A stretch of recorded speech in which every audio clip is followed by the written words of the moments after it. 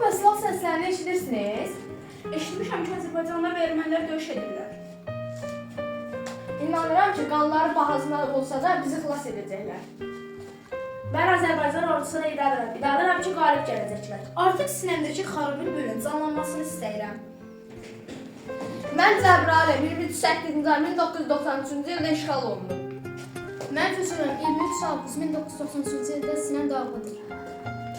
Mən Sərgilaram 29 Oğuz ay 1993-cü ildə işğal olundum.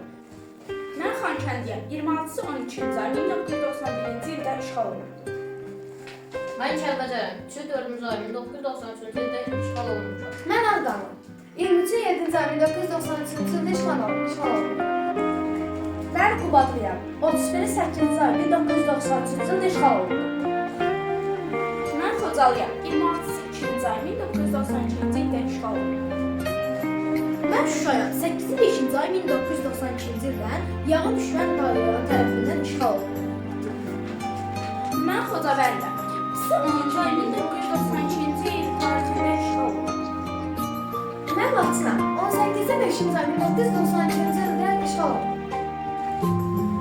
Mən Ağdərəyəm 7-7-ci ay 1993-cü il tarixində işğal olundum.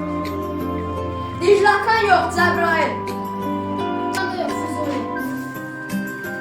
Povsanga yox, Zərgilan. Şuşi yox, Şuşa. Sarasa yox, Qubadlı. Stepanakert yox, Xankəndi. Qarabağlar yox, Kəlbəcər. Qubaniyan yox, Xocalıyam.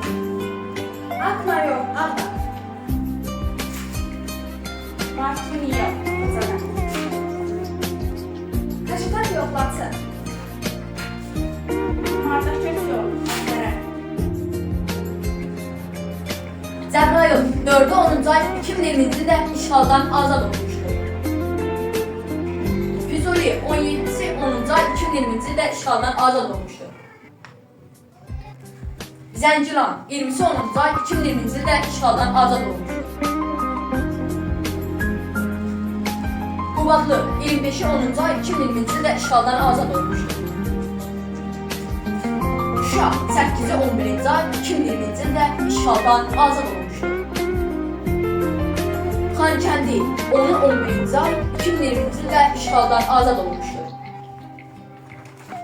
Xocavənd 10-11-ci ay 2020-ci ildə işğaldan azad olmuşdur. Ağdərə 10-11-ci ay 2020-ci ildə işğaldan azad olmuşdur. Kəlbəcər 25-11-ci ay 2020-ci ildə işğaldan azad olmuşdur.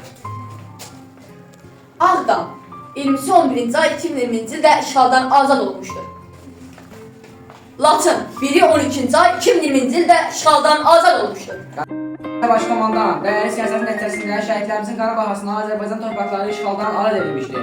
Qarabağ bizimdir!